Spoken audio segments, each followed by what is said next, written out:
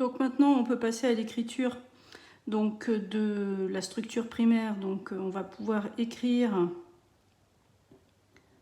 la structure chimique du peptide.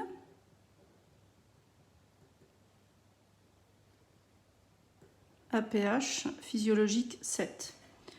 Donc, je rappelle que nous sommes sur une séquence EDV SGK. Donc je commence par l'extrémité, évidemment, C terminal. N terminal, pardon.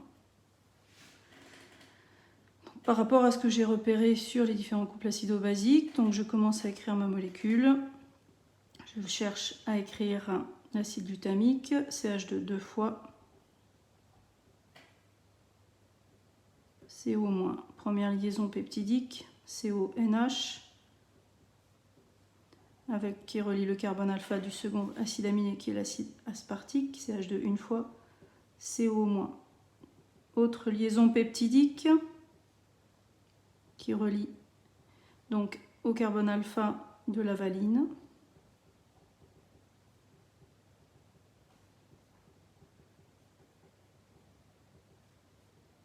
Carbone alpha de la sérine.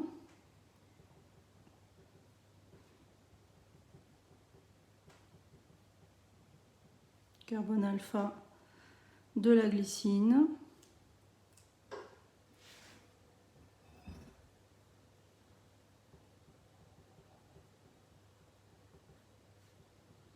Carbone alpha de la lysine. CH2 4 fois, et donc on a dit NH3+, et on n'oublie pas de terminer par sa fonction carboxyle. Donc ici, on a bien E, on a bien D, on a bien V, on a bien S, on a bien G, et on a bien K.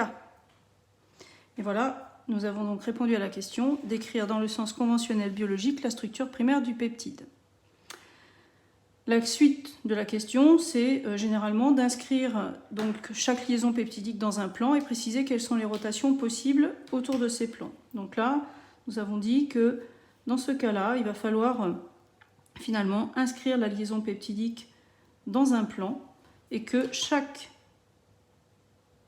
finalement plan va s'appuyer sur les carbones alpha, puisque les carbones alpha vont constituer finalement des points du plan que nous désignons comme un parallélogramme finalement, et donc ces plans rigides vont permettre de relier finalement les carbones alpha entre eux. Donc les carbones alpha constituent des sommets de ce parallélogramme et les autres sommets sont donc finalement occupés par l'hydrogène peptidique ou l'oxygène peptidique.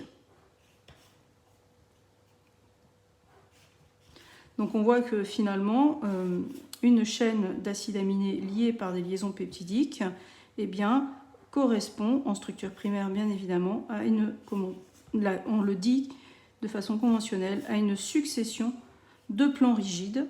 Et donc effectivement, il y a libre rotation autour des carbones alpha qui jouent un petit peu le rôle donc, de rotule. On peut même imaginer une rotation ici de la fonction carboxyle et une rotation ici, on peut en avoir une ici.